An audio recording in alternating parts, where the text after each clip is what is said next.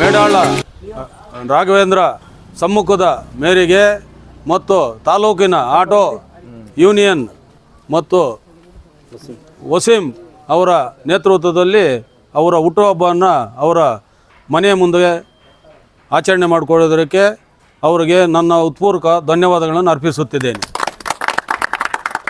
ಅವರು ಸುಮಾರು ವರ್ಷಗಳಿಂದ ಕನ್ನಡ ಪರ ಹೋರಾಟಗಳನ್ನು ಮಾಡಿ ತಾಲೂಕು ಅಧ್ಯಕ್ಷರಾಗಿ ಹೋರಾಟಗಳು ಮಾಡಿ ಯಾರೇ ಸಣ್ಣ ಪುಟ್ಟ ಹೆಚ್ಚು ಕಮ್ಮಿ ಆದ್ರೂ ಹೋಗಿ ಠಾಣೆ ಆಗಲಿ ಕೋರ್ಟ್ಗಾಗಲಿ ಇನ್ನೊಂದಾಗಲಿ ಅವರು ಕೈಯಾದಷ್ಟು ಸಪೋರ್ಟ್ ಮಾಡಿ ಸಾಹೇಬ್ರ ಹತ್ರ ಮಾತಾಡಿ ಇನ್ನೂ ಬೇರೆ ಅವರು ಕೈಯಲ್ಲಿ ಆಗಿರೋ ರೆಕಮೆಂಡ್ ಮಾಡಿ ಆಟೋ ಅವ್ರಿಗೆ ಆಗಲಿ ಇನ್ನೊಂದವ್ರಿಗಾಗಲಿ ಅನುಕೂಲ ಮಾಡಿ ಹೆಸರು ತಗೊಳ್ತಾ ಇದ್ದಾರೆ. ಅವರು ಇನ್ನೂ ಮುಂದೆ ಹೋಗಿ ಜಿಲ್ಲಾಧ್ಯಕ್ಷರಾಗಿ ಇನ್ನೂ ಆಮೇಲೆ ರಾಜ್ಯಾಧ್ಯಕ್ಷ ಕೂಡ ಆಗಲಿ ಅಂತ ನಾನು ಹಾರೈಸುತ್ತಿದ್ದೇನೆ. ಇವತ್ತು ಹುಸೇನಣ್ಣವರ ಹುಟ್ಟುಹಬ್ಬ ತುಂಬ ಅದ್ಧೂರಿಯಾಗಿ ಆಯಿತು.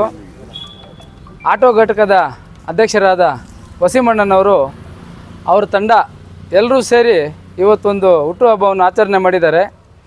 ತುಂಬ ಒಳ್ಳೆ ರೀತಿಯಾಗಿ ಆಟೋಗಳೆಲ್ಲ ಬ್ಯಾನರ್ಗಳು ಫೋಟೋ ಎಲ್ಲ ಹಾಕಿ ಹಿಂದ್ಗಡೆ ಅವ್ರ ಫೋಟೋ ಎಲ್ಲ ಅಂಟಿಸಿ ತುಂಬ ಪ್ರೀತಿಯಿಂದ ಮಾಡಿದ್ದಾರೆ ಆಟೋ ಘಟಕದವರು. ಅದೊಂದು ಒಳ್ಳೆ ಸಂತೋಷ ಸುದ್ದಿ ಅಂತ ಹೇಳಲಿಕ್ಕೆ ಬಯಸ್ತೀನಿ ನಾನು.